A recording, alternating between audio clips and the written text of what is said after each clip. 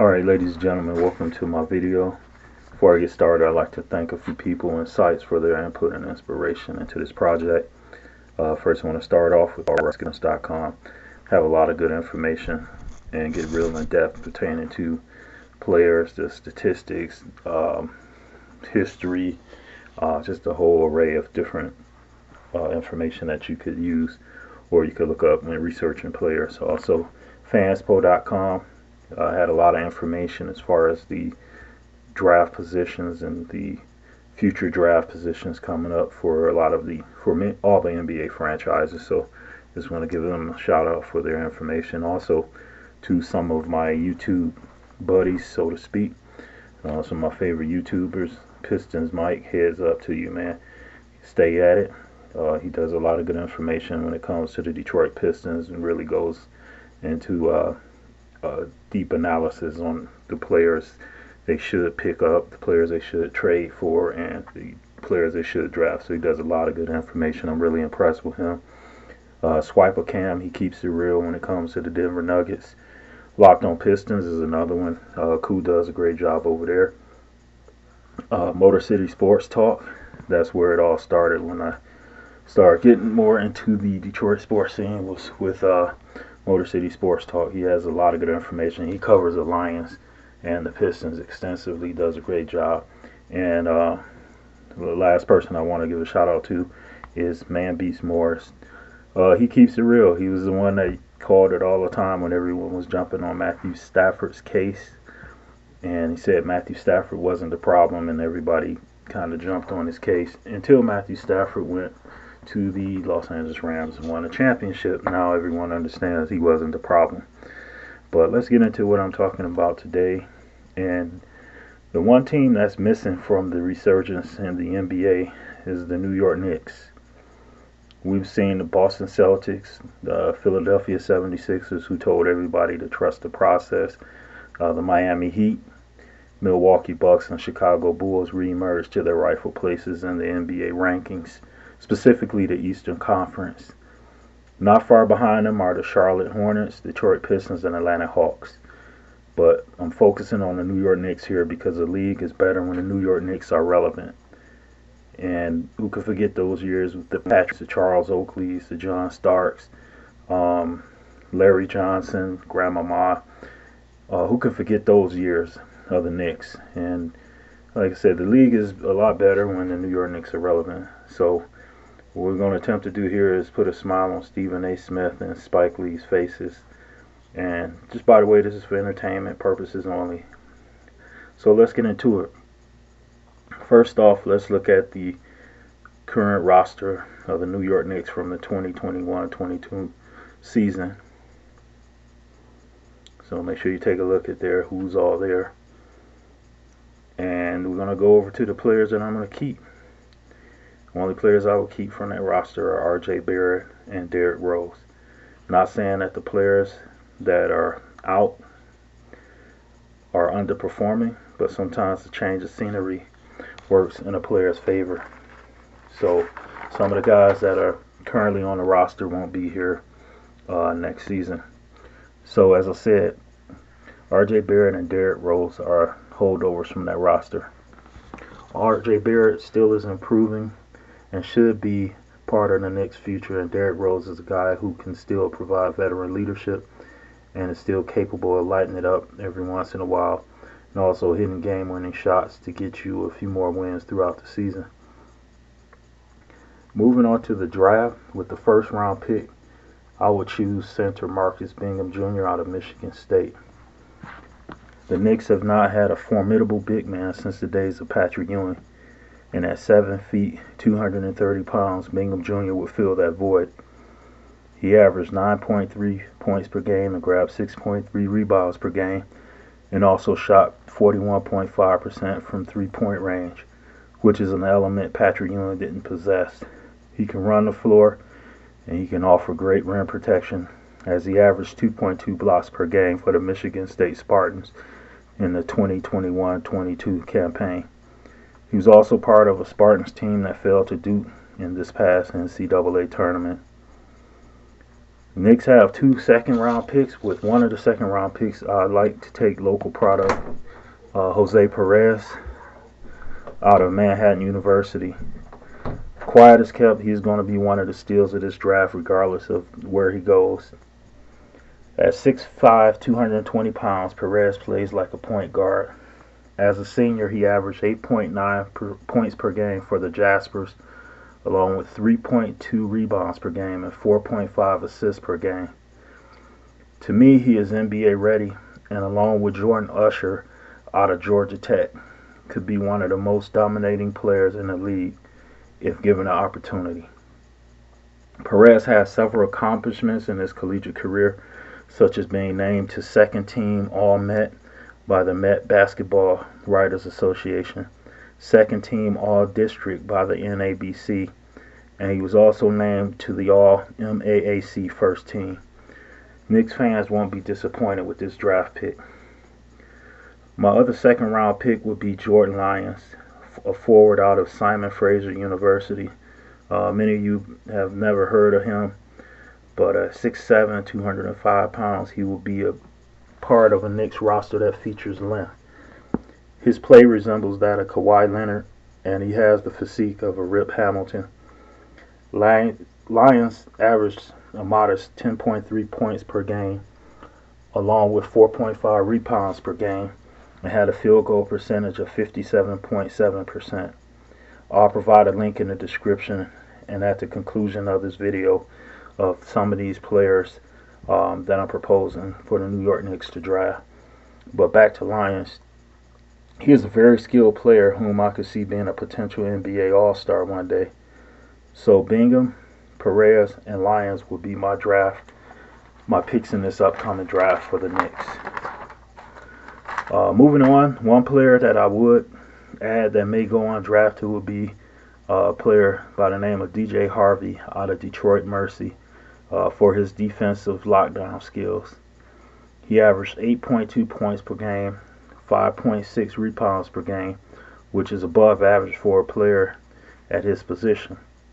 Harvey was a graduate student at Detroit Mercy this past season, and out of high school, get this, he was the top recruit in 2017 in the state of Maryland.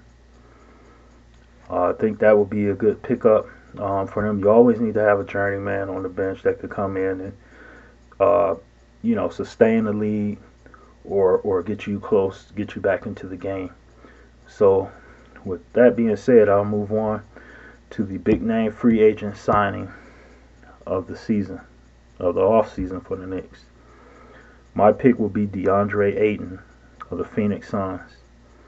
I would say lock him in and let him and Bingham, R.J. Barrett, Perez, and Jordan Lyons be the core of this franchise for the next few years. Yeah, Deandre Ayton will be a great pickup. I mean, I would go all in for him in New York and bring him to the Knicks. We've seen what he's done with the Phoenix Suns. He's been an integral part of their playoff success, their playoff run, their successful seasons, the past few seasons. And him being a free agent, I would say go all in and go and bring him into New York. Now, the other free agents I would add would be Josh Jackson, whom I hope has a resurgence in his career and returns to the player he was at Kansas. Sharpshooter Bryn Forbes could be another free agent, or would be another free agent to add. And I'm assuming he will be a huge part of the Knicks offense. Always, when I think of the recent Knicks, I always get a vision of Evan Fournier launching three-pointers from the corner. So Bryn Forbes will help out in that aspect as well. I don't want to give out too much ahead of time here. Rounding out the free agents, I would like to have Luke Garza, formerly of the Detroit Pistons.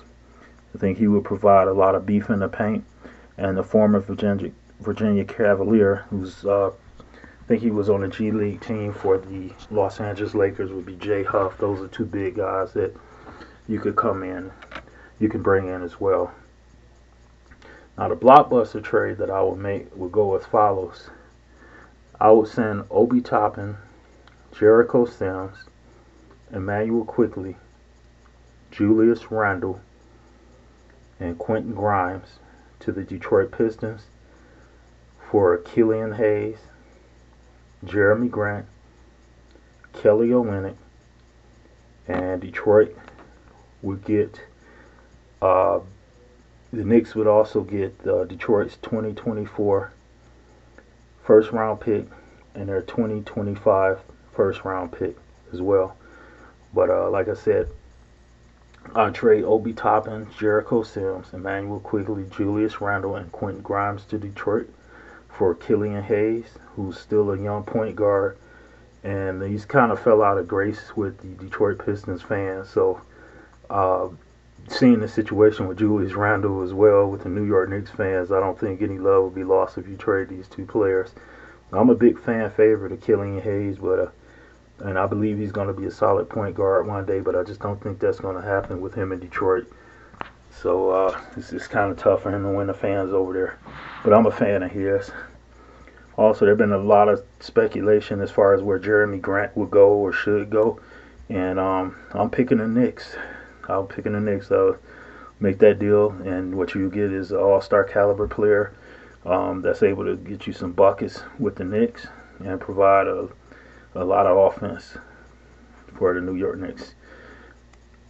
Also in a trade, I will get journeyman Kelly Olynyk. I mean, he had some pretty decent years with Miami and just never really panned out in Detroit. I know he was hampered with injuries, but I still think he could be a formidable part of the team.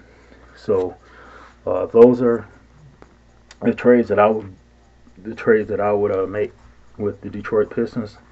Also, the Knicks will get out of this, like I said before. They will get Detroit's 2024 first round pick and Detroit's 2025 first round pick as well.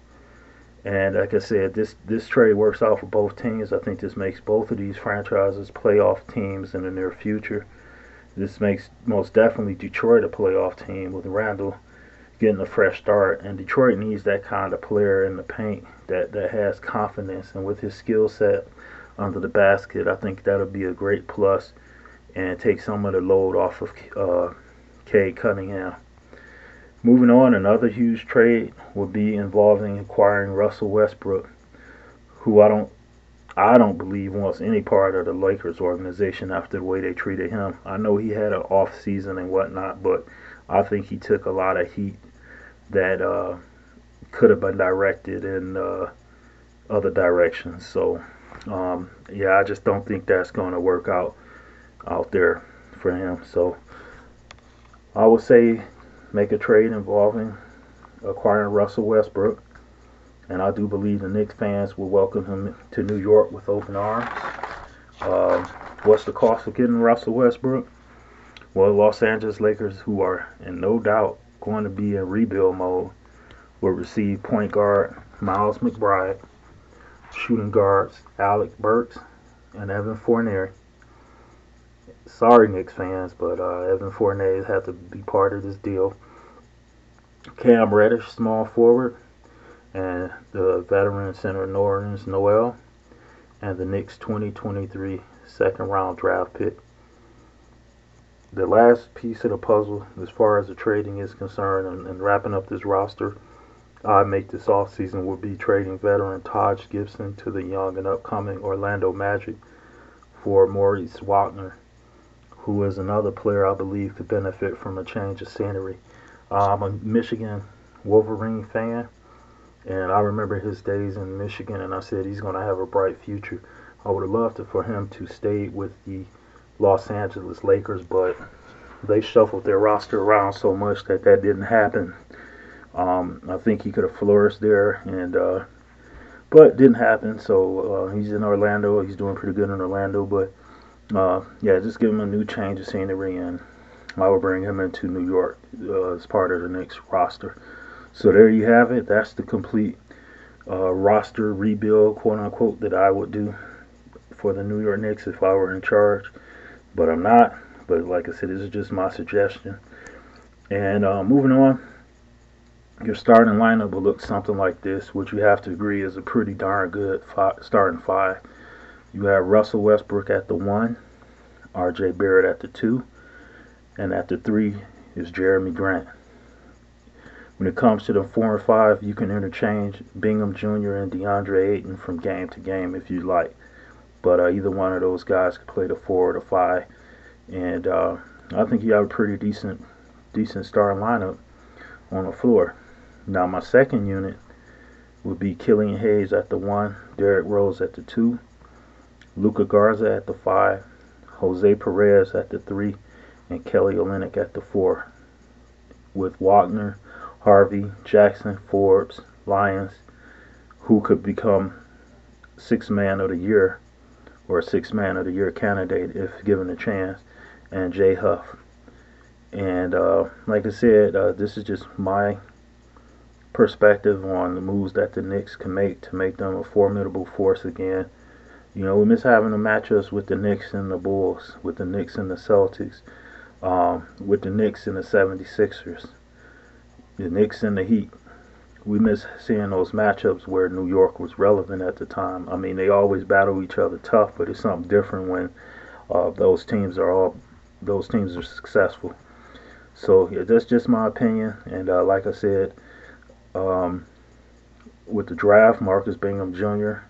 is a big who, like I said, he could step in and be kind of like a Patrick Ewing type icon for the New York Knicks. And Jose Perez is a sleeper to me, as I said before. You guys got to check him out. I'll leave some links in the description so you can take a look at some of his highlights and whatnot. And like I said, you know, hopefully this is something that piques your interest. I want to know what you think in the comments section below. And do appreciate your time checking this out. Bye.